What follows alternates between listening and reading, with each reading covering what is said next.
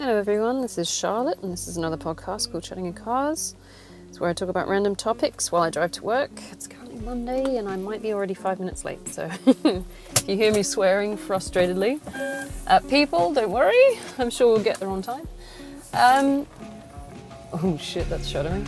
Okay, there is a disclaimer at the start of the podcast because I do swear a lot and I do talk about sensitive topics. So if you don't want to hear that, I suggest you change the podcast. Oh, damn it. Sorry, I just adjusted my seat, now I'm revving. Went from shuddering to revving. Wonderful. I do talk about sensitive topics. I don't want to alarm you first thing in the morning. I don't want to hurt your feelings first thing in the morning. So if you're not ready to hear some weird shit, I suggest you change the channel. Because I do, I travel into all different types of topics, so I don't stick on one. There's also a disclaimer because I swear a lot. I'm aware that we're all adults and there shouldn't be any kids listening to this. So hopefully, as adults, we can understand why we all swear and just go with it, fuck it. Sometimes swearing is the only thing we have that, saves our sanity. So, topic for today is abandonment. Now there's several ways you can look at this. Abandonment, or an external, and abandonment in the internal, sorry. Monday morning, way too much caffeine. Now, I'm going to start with self-abandonment because it's the easiest one. Actually, no, they're quite easy, both of them, because, if you can recognize it, it's pretty easy to identify how you're affected by it. So going over hill. Self-abandonment is when you actually put aside your needs and wants and what's good for you in order to please or appease or to fit in or generally go with the flow of something. Hopefully the reward to risk ratio is somewhat higher. Unfortunately, being raised a people pleaser, I actually fucked up my life quite a bit by abandoning myself. Quite a bit, you could say that. So I was married to my ex-husband, not someone else's ex-husband. Anyway, and the way my parents raised me was to be of service. This meant putting my needs last, generally, which can work in some context, but not in this particular one. And to consider anything that I did for myself to be selfish. That's trauma bonding in itself, thanks to my parents. I don't know if you listened to the other podcast, but I grew up in I grew up in an abusive family where my parents wanted absolute control. And there was verbal, psychological, emotional, physical abuse. Trauma bonding, which promoted loyalty, although it didn't really work because I started questioning why the hell they wanted me to be loyal to someone who was abusing me. It wasn't a good thing. So I ended up abandoning myself. And when I walked out of my family's home, I moved out at 19 with my boyfriend who I'd been with for 2 years. So I was 17 when I started dating him. He later became my ex-husband. Sorry, my stutter's already kicking in. I already had the predisposition to, put myself last. I wanted it to work, and I'm a bit of a maintainer in a relationship, and I tend to, let a lot of shit slide in order to make the relationship work, which is kind of unhealthy, to be honest, because it means that you don't stand up for yourself and you become an emotional doormat.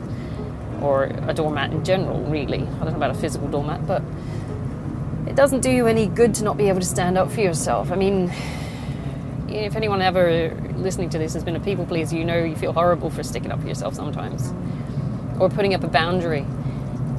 But in a sense, if you don't do that, you're actually abandoning yourself, because your needs are not getting met. Your basic needs and wants, to be honest. Things like feeling safe in a relationship or having emotional support or psychological support or general support. You tend to put yourself aside and want the best for the other person. Now that works if you're in a reciprocal relationship. If they do the same for you, then that could work because, that's what I deem as a positive codependence, where both people are supporting each other. That's all right to me. And some people look at codependence as a filthy word, Not always a bad thing, If you're helping each other get along, codependence is only bad when one side of the equation starts exploiting the other. Then it becomes imbalanced and one person's not being looked after. balanced codependence is just an alliance, isn't it? It's just a power couple. What do you need from each other? Well, I need this person to help me do this, and I need that person to help me do that. You know, it could work as long as it's balanced and no one else is getting fucked over, you know, no one else is involved. As soon as you add a third party to that, it kind of throws off the balance, because now there's three people. Too many cooks in the kitchen, so, you know, that's the problem I had when I was married. There was always a third person. If it wasn't, you know, some guy hanging around. It's like, who's this guy? Because my ex-husband was obsessed with having another guy hanging around. I swear to God he was gay. I have no idea why this extra person was always fucking around. And he went through several persons. When we were kids at 17, it was a guy called Carl. After that came Rob. After that came Juiced. And then after that it was like, there was always, and then after that was Paul. It's like there's always some other fucking guy hanging around. I'm going, you are gay, aren't you? It's like there's got to be something here. Are you sleeping with these fuckers?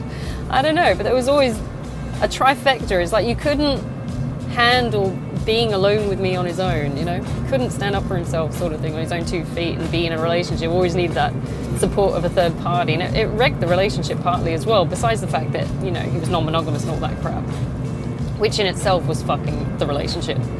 Of course, he didn't actually.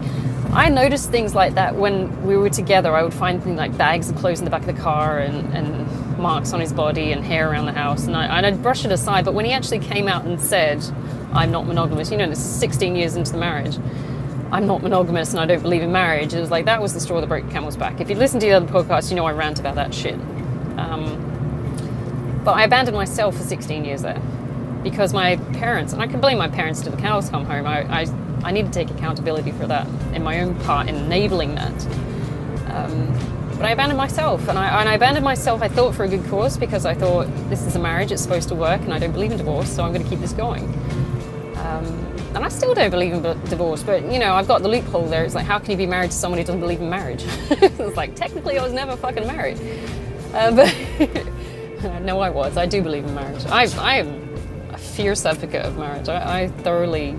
Because to me, it's not just a control mechanism. Some people say, oh, I just feel so, you know, smothered and stuff like that. I think my ex-husband felt trapped, to be honest. But that's because he wasn't being himself.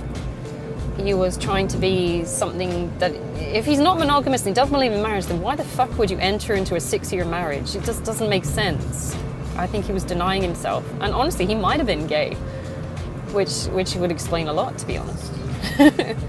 But, you know, you don't abandon yourself, because you gets you stuck in all kinds of arrangements and situations where you're just not living your authentic life, and things feel like shit and you can't get over things, and it causes more trauma and all kinds of things. You know, it's not very nice. It's a bit tricky if it was circumstances like mine, where he said, you know, I'll marry you, I'll be your husband, you know, all the whole deal. It's like we took vows and stuff like that. So it was a bit tricky, because I thought he was on board. I'm quite happy being a wife. I know I liked the lifestyle. I was still working and everything. It's not like I was being a housewife where I sit my ass and do stuff, you know. Not that all housewives do, but, you know, some do. But, you know, I like the arrangement. I like the solidity of it, the structure of it, the confirmation of it, you know. It's like, we're together, we're going to do this is a good partnership, let's go. Some people feel smothered by it and trapped by it and weighed down. It's like, oh, I feel like it is. But these are the same people, you wonder, it's like, is that the arrangement, or are you just not feeling complete in yourself? You know, it's always, these are the same people that chase other people inside a marriage. I mean, my ex-husband was non-monogamous. So he wanted other people, even though he was with me. And he tried to convince me for the longest time that I should go and see other people. And I'm going, I don't want other people. I'm not designed this way. I just want one person for the rest of my life. I'm very happy with that. I don't feel compelled to see anyone else in that kind of light. I don't find anyone, because I'm demisexual as well. So it's like, I only find the person I'm with incredibly sexually attractive. That's it. It's like, I don't go looking for others. I don't check out other guys. I you know, it doesn't occur to me. But for some reason, he didn't feel happy in the arrangement. Or maybe he was just that egocentric that he needed other people to make him feel like he was valuable, so he wanted to fuck around. It's like a collecting people thing. It's like a Pokemon. Got to have them all. The more I have, the more valuable I am, right? It's like, no, this isn't bargain budget basement. You know, you can't just collect people because you got low self-esteem. So he lost a real relationship there. Someone who was really willing and committed to actually go in depth into a marriage. And he did it because he wanted to get his dick wet, because he was ego-based. He didn't have any sense of worth, because let's be honest, he is a born quitter.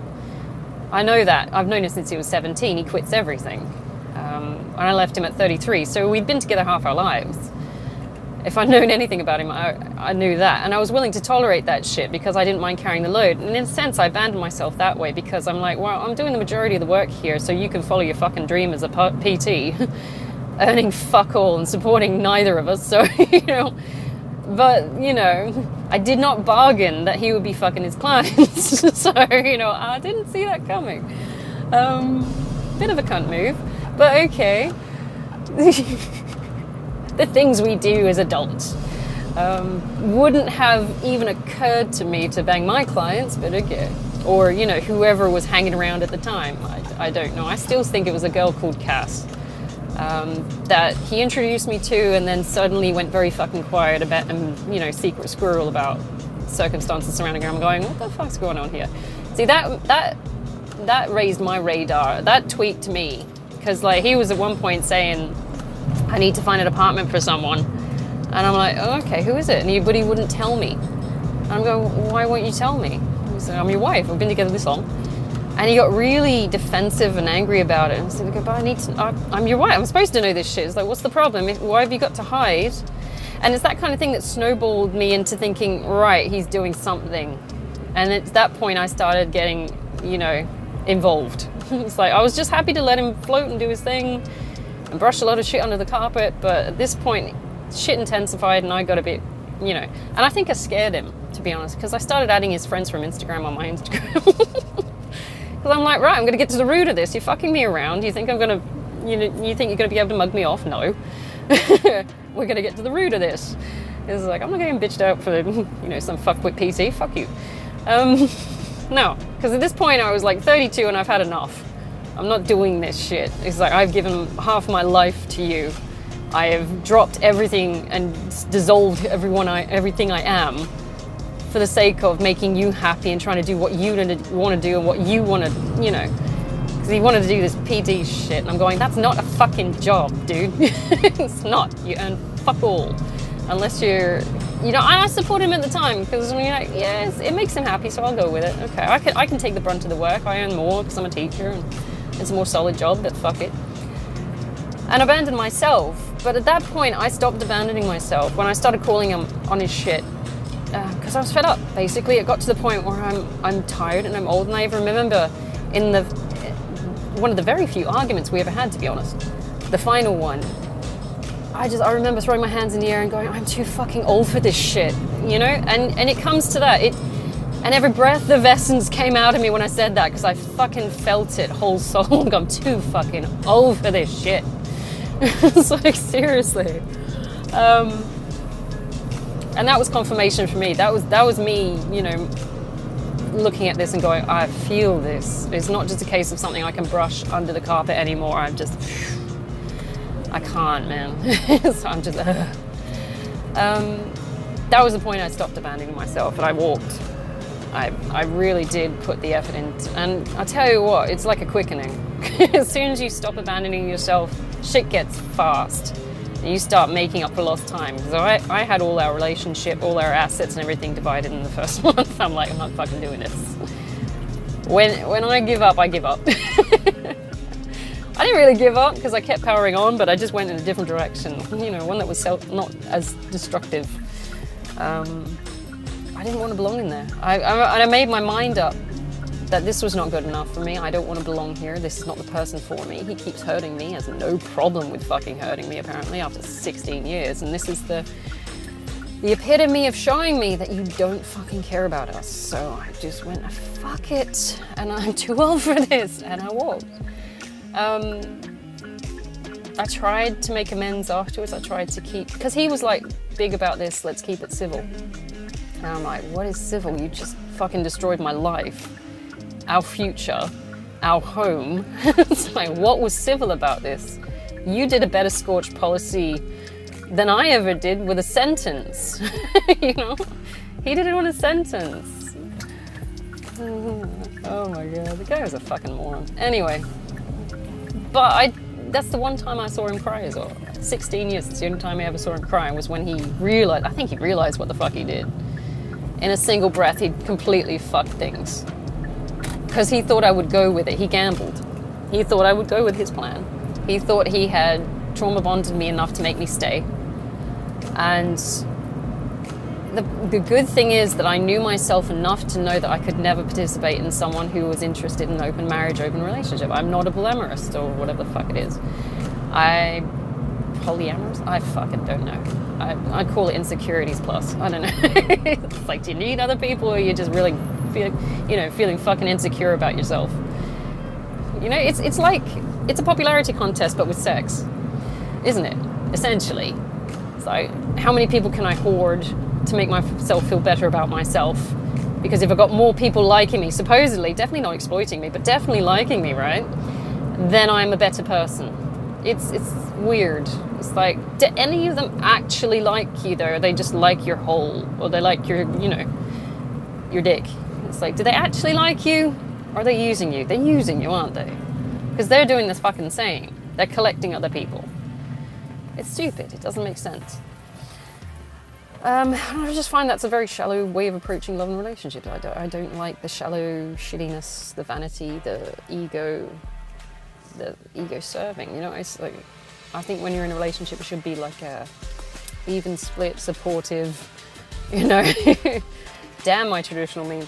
But you shouldn't be just fucking around, it's just half in, half out, not giving a fuck what the other person feels about the situation, or if they matter, it's just, and the objectifying of people it creates problems, because when it comes to, you get bored, you don't give a fuck if they're hurt or not, because inevitably you will get attached to someone and they are going to pull the same shit on you. They'll leave because it was never meant to be serious after all, right? It's like, well, actually I developed feelings for you, but fuck it, right? That's stupid. And you've got to deal, if you do get attached to someone, you've got to deal with the fallout of you fell in love with someone under the circumstances which you entered in and agreed to, but they're willing to not give a fuck about you and leave. Like, you take that on yourself. I think it's cruel. I wouldn't participate in it, to be honest. I couldn't see a version of that relationship where it would be emotionally or psychologically okay. You're just asking for trouble. It's like, here is a one-sided relationship, or potentially one-sided relationship. Let's just ride it out to see how far it gets before one of us fucking cracks. It's like, it doesn't make sense. I would rather enter a relationship which I know is going to work. I mean, you have to be honest up front. It's like, what kind of a person are you? Do our morals coexist? Can our lifestyles coexist? I'm not saying that we become so engrossed in each other, although I get a bit clingy. I love it though, man. I love love. Love's my favorite. And when I love everything. I give everything. That's the problem. I have trouble with boundaries, which is why, the aftermath of a breakup is something to behold. I'm not going into that, because I'm not going to prison for an asshole. Now, it's not me, it's the 3D. No, it's the 5D, that's the one. But, why would you enter into such a fucking thing that you know is gonna fail? It's common sense. If these temporary people want to use you, they're not fucking staying.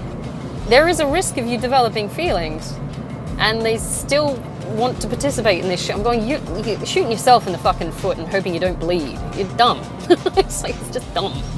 I can't do it. Anyway, that doesn't make sense to me. I would rather risk it failing in the long term. Like, if my ex-husband, actually, not my husband anymore, ew. But if my ex-husband had been honest up front and said,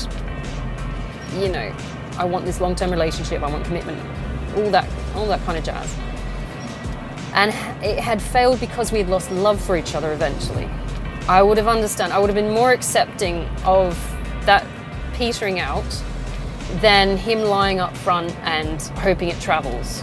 I find that incredibly unforgiving. Unforgivable, I should say. Because I was finding evidence early in the relationship, and he was just brushing it off left, right, and center. But I was finding evidence in the relationship that he wasn't being faithful. Like bags of clothes, used clothes in the back of his car, and he's sitting there, oh, it's my brother's stuff. It's like, what the fuck? No. And then I'd look at his brother, and his brother would be like, I don't know what the fuck that is. And his brother is particularly honest. I know his brother. I actually approve more of his brother than I do of him. But it was dumb shit like that. And me being young and naive, I just went, oh, I have to make this work. So, I'll just ignore it.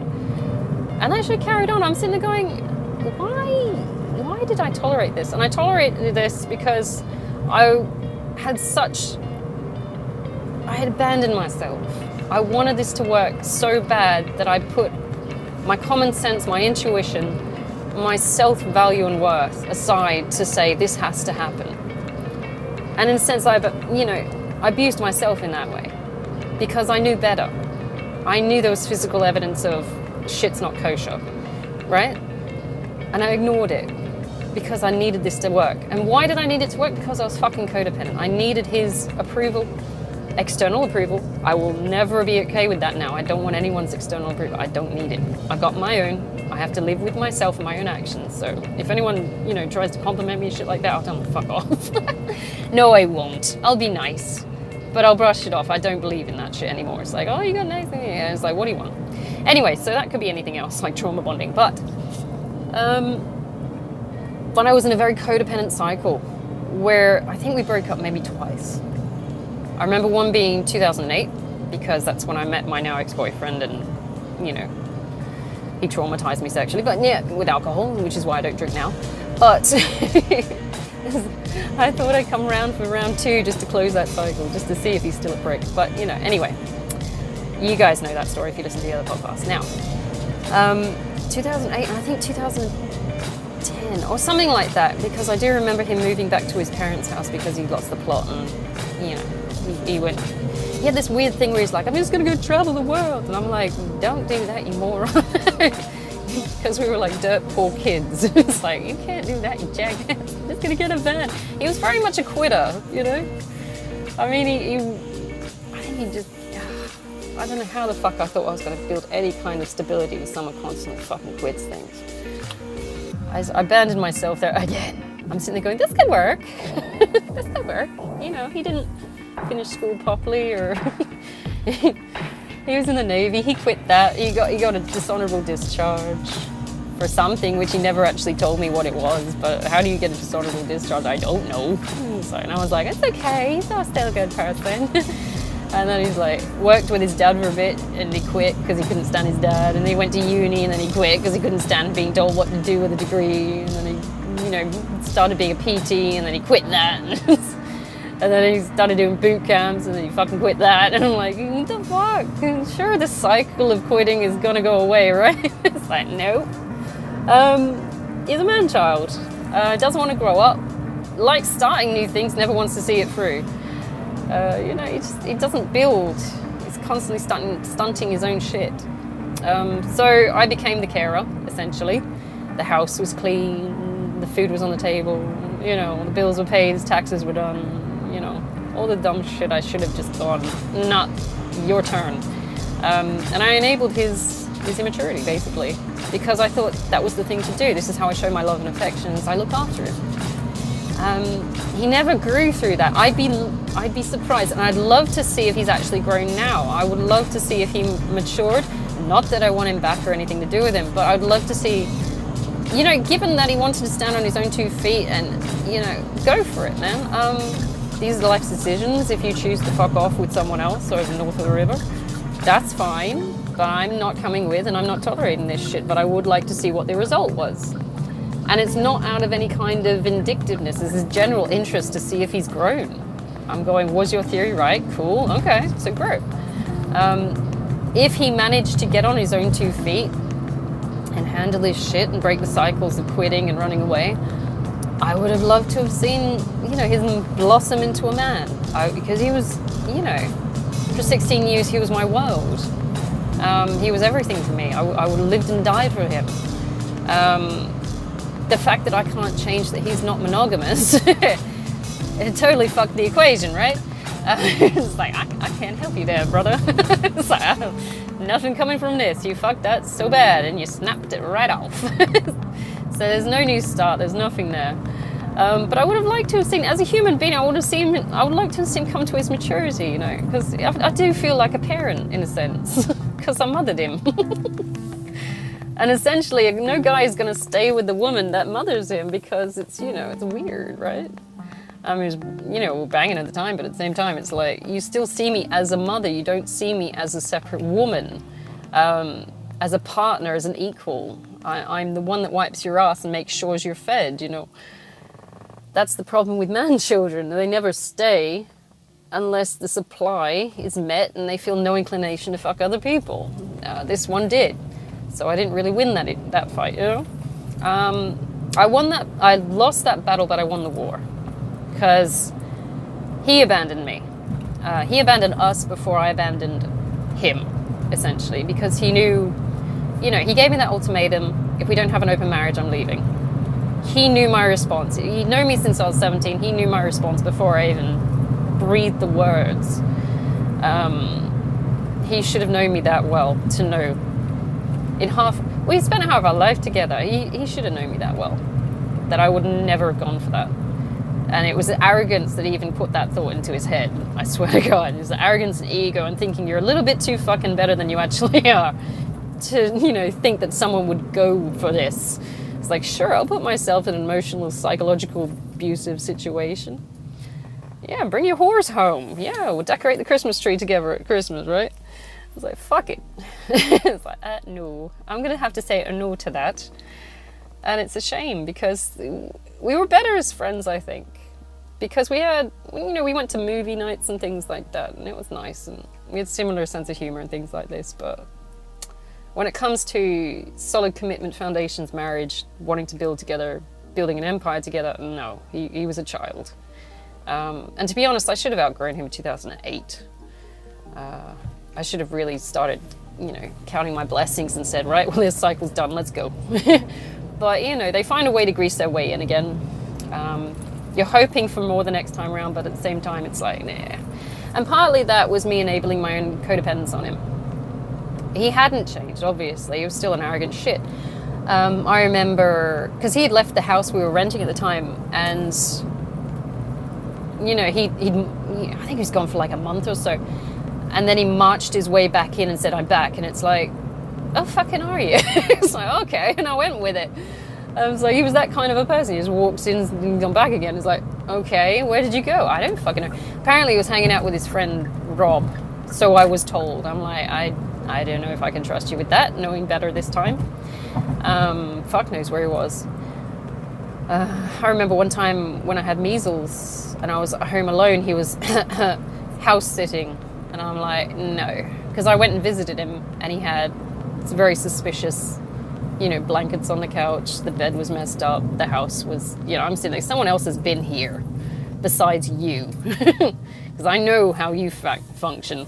It's like, oh, sus shit. And I'm going, I didn't peg it until after I left. And I'm going, he probably was fucking someone in that house. Because I'm a bit of a blonde at the time. It's like, I don't want to believe that I could trust him. And this was before I really kicked up the suspicion notch, right?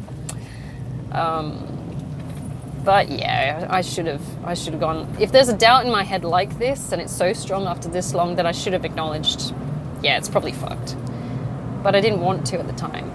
But this was leading up to when I left, because shit started clicking into place, and I'm going, this doesn't feel right. And I started sticking up for myself. I don't think he ever saw me stick up for himself, and I think that's what fucking scared him, to be honest. I stopped abandoning myself for the sake of stroking his ego. I got angry. I was terrible at it because I'm not that kind of person where I can voice my anger. I got better at voicing my anger, as you can tell from the other podcast.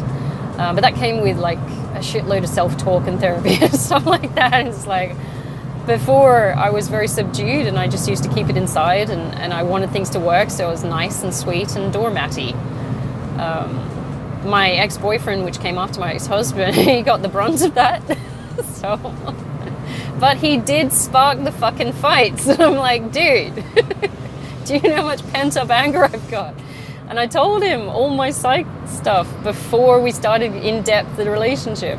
I wrote it down. I put it in a fucking timeline. So this is all the shit that happened to me. This is why I might react this way. You need to be considerate. Do you want to consider? Keep going.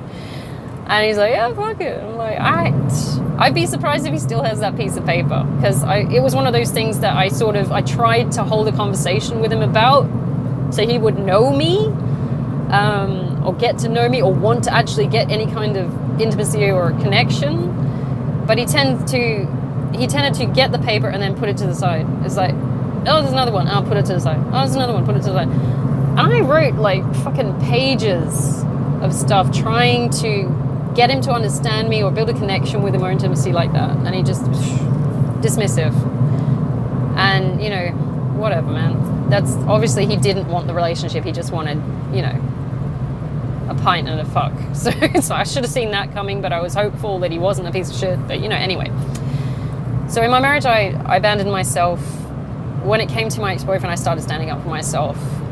My esteem was not as low with my ex-boyfriend as it was with my ex-husband. And that was because I had taken time to separate myself from situations like that, and I had partially healed. I hadn't gone all the way, and you never really do heal all the way, but I was less inclined to take shit because I was tired and fed up, and I still had that I'm too old for this shit mentality. And this fucker was trying it. It's like, I'm not doing this, dude. It's like, I'm not. And if you listen to the other podcast, you'll know what kind of shit he got up to. And I'm going, dude, that's a fuck no. You better pull your shit up. But, you know, I knew that my ex-boyfriend from my early 20s to when he was 40, so it's, you know, 15 years or so. He has not changed. He's still trying to pull the same shit he was doing in his 20s, but with different crowds. So I'm like, this is dumb. It doesn't go anywhere. You never wondered why the other groups fucking left? Because it's the same shit. You go through cycles and then wonder why you get abandoned because you keep doing horrible things to people. I don't think he's clicked on it. He still wants to be some kind of group leader, and right now he's sitting in a group of 20-year-olds, and he's not the natural leader of that group because I know who is. But the natural leader of that group is actually getting there through nice ways rather than just trying to, you know, lie to get into position. Which is nice for the natural leader. I like him. He's doing all right. Maybe he takes on too much, but he's doing all right. I'm looking at it going, yeah, you got to start filtering out your people, dude. I know you want to be inclusive, but you're taking on shitbags, you know? These fuckers are going to undermine your entire social group. But that's a conversation I will have with him in time if he's willing. But, you know. The other thing is, you know, you don't want to abandon yourself just trying to belong to a group as well. Having thought of that topic. It's like, just to say that we belong to a group. I had trouble with the last social group because I was nothing like them. And I have no problem with not being like, I knew that even age-wise, we're in different parts of our lives. I'm in the part where my life is like, I want stability, I want to settle down. I already did settle down, to be honest, but, you know, sort of robbed from me by an asshole. And some probably side bitch, I don't know. But, or another gay guy. I don't know, dude. The circumstances are very vague. But I'm in that era where I want to start, you know, putting down fucking roots, dude. I want stability, I want safety, and I can get it myself. I was willing to, you know, buddy up with someone to help them get along and maybe get that sort of mutual support for both of us. I was hoping to grow with someone. I can get it myself. I have no problem with that. It's in fact turning out easier than I thought it was to go alone. Because I don't have any liabilities taking my money for piss. I'm going to the pub. Fucking waster. So, you know, I want the stability. I want the future. I want to start, you know, making amends with the universe for the shit I had growing up and the shit marriage that came afterwards, essentially. It's like, I'm owed this, I will go and get it. I'm going to go do it now. But the kids, and I say kids because they're fucking 20, man. I remember what 20 was like. I remember. You're not fucking all there. But they're kids, and they don't know any better. I would like to believe they don't know any better because, you know, I wouldn't want to believe there's some kind of malicious intent behind them being these fucking morons. But we're in different time periods of our lives. We want different things. We act different ways. We have different ways of thinking. It's just our motives are different. I don't want to sleep around and flash my tits and try and get laid and shit-faced and faff around, fucking around, you know? I want to actually build something. I need to get going now. It's, you know, I'm trying to make up for lost time at this point, halfway, because of my ex-husband being a fucking waster. I'm very happy in jogging along on my own, but I'm not willing to lose myself trying to appease some social group to belong, to say that I belong. It's like, I'm happy to work on my own. Unfortunately, my ex-boyfriend doesn't think that way. He's still trying to fit in to get laid. He's doing it since his 20s. It's like the only thing he knows. He's the only thing at one point he was okay with or good at. He's not good at it. He's not getting it. But it's, you know, it's what we've always done and this is what I want. It's like, you don't know how much damage that's doing to you, but that's okay. Because you're not seeing it from the outside. I am. I think you're an idiot. But there we go. And of course he's got fresh meat in that new social group, and the girls are naive and young and they don't know what kind of a person he is. And as much as you'd love to give them warnings, they're not going to listen because they're old people. And I'm like, experienced people. I have been there. I have fucked him. You do not want this one. But then again, I come across as the bitch for actually voicing this shit. You know, it's like, oh my gosh, you're just bitter. It's like, no, I'm warning you. You don't want to fuck it, right? You know? But, you know, I'm not abandoning myself to try and save you fuckers, you know? My self-esteem is fine. I've got a future. I know where I'm going. I'm going on my way. Bye-bye. They'll learn eventually, but it'll be past, you know, the damaging point. They'll live what I've already lived, essentially. I've done it myself. I know what this is. I know where it's going. You don't want to do that. But will they listen to the voice of reason? No. And none of us do, because even I did it with my older people. I was looking at the boomers going, well, you guys fucked it up. And even now today, I still look at boomers and go, well, you fucked that one up. Some of them are actually right about some things, though. So you've got to take it with a grain of salt. They were right about getting a solid job and putting the work in. And, you know, and it felt boring at the time while you're in your 20s. But it makes sense. And it sucks. And there are going to be some things you need to do that suck in order to get somewhere. I was floating financially for a large chunk of my life because I was relying on just getting through to make my ex-husband happy or, you know, to keep things running. I wasn't actually driven as I am now because now I've got a directive and I want to keep going. I'm making up for lost time. But, you know, people can lose themselves trying to fit in with groups and it doesn't work. It doesn't work because eventually the group gets dissolved. If you look at my ex-boyfriend, you'll see groups get dissolved. People go off, get married. People move countries. They go back to their own countries. They have babies and suddenly become all about having babies. And people change. But some people get stuck in a rut where they just lose themselves and their identity. They didn't bother building an identity. They just keep assuming different group identities. And it's that kind of shapeshifter mentality. It's like, if I fit into this group and if I dress like them and act like them, talk like them, I won't lose this surrogate family that I've picked up. It's like eventually they leave because you grow out social groups like that. Actual family, maybe not. I'm not particularly, you know, some people are really close with their family. I'm okay with my siblings. I'm not close with my parents. I would be happy to skip country. I'd be like, eh. But, you know, I've got a background in some weird shit. So, but he's like, if I just dress like them, I'll be accepted. It's like, stop looking for external validation. Look for something internal that you want to do with your life, that you find value in. The more you try and look outside to find value and acceptance, the more you're going to be disappointed because people got their own shit to deal with, dude.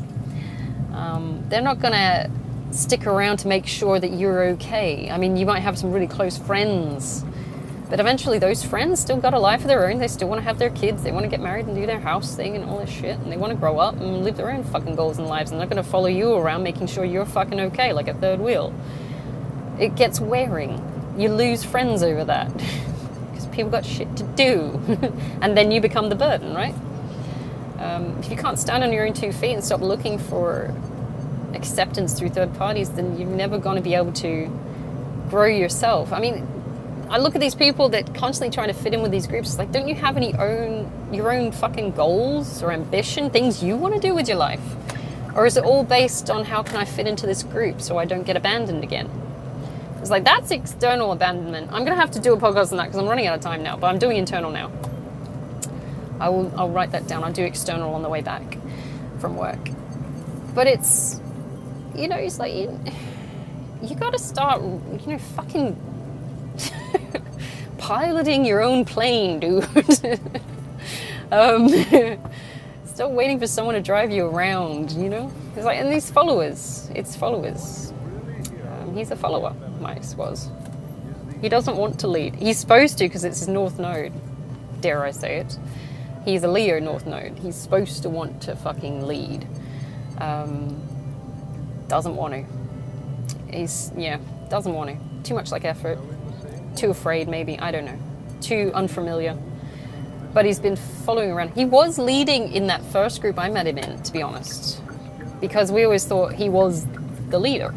He's lost that, though, because he keeps changing groups. Rather than accepting the group has changed and moved on and evolved, he keeps looking for new ones because he wants to be stuck in his 20s.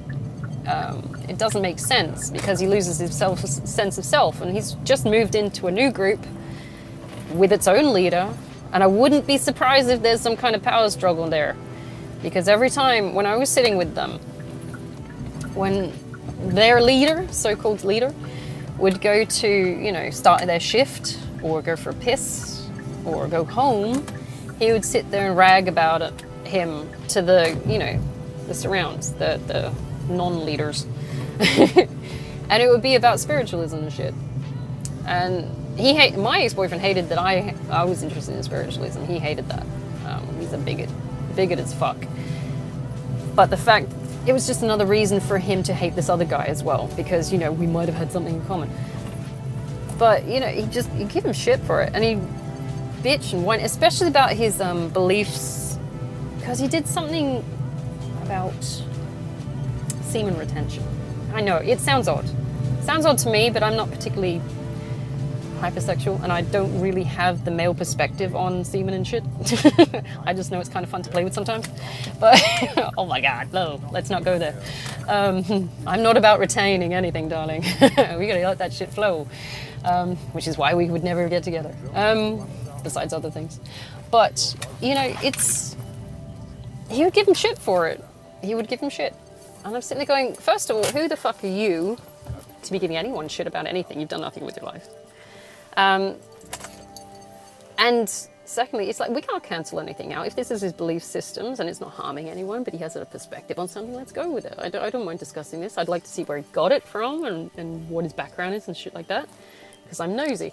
But, it's just that nastiness. And you could tell from the group dynamics that he was trying to wedge his way into yet another group. And he never gets in of his own merit. He always gets sort of, shoehorned in by someone else. He's a follower, right? So at the moment, he's got his best little buddy who is an ADHD opium addict. Makes his own opium, apparently, from liquidized poppy seeds. I don't even know how the fuck he did it. He's a weird little alchemist. Anyway, he's got him. He shoehorned him in. And now that he's in the group, he's starting to, fuck around with the group. He's undermining the leader, which is stupid because you're meant to be making alliances, but okay. And then when you sort of diversify, maybe you grow the group. But anyway, he is looking at the girls, and I'm like, that's what pissed me off when I was with him, because I'm like, I'm right here, dude. Where is your loyalty? What else is there? He's undermining the leader. He's fucking around with the girls of the group. Now, the girls pretty fucking slutty, to be honest, but you know, you choose the way you live and present yourself. But if you wear the uniform, as far as I'm concerned, you're gonna be seen a particular way. This is not just about appearances. I'll be looking at behavior and the way they interact with other people as well. But yeah, anyway. And it'll be a case of, not only is he starting on the leader, he's going to start shitting on the people around him. So little sub people. I can't even really begin to describe what this group is like. It is a hierarchy though. He's going to inadvertently fuck over the friend that shoehorned him into the group, which will make him turn on him and he'll get kicked out the fucking group again. Maybe he'll, I don't know, bang the girl that the shoehorn guy likes, because there is a girl that the shoehorn guy likes, but to be honest, I don't know if it's a good match because she's intensely angry all the time and he's irresponsible. But you know, it didn't seem like a good match to me, but I'm like, you know what, I'm just here to observe. So this is fun for me. I like the sense of humor of the universe. Put me in a place where I can take the piss. But you know, I kept that shit to myself while I was in the group. I'm like, okay, so this is how we are. I'm not here for anyone in particular except this one guy. So as long as everyone leaves me the fuck alone, I'll leave you guys the fuck alone. And I'll smile and wave and we'll get along really nicely.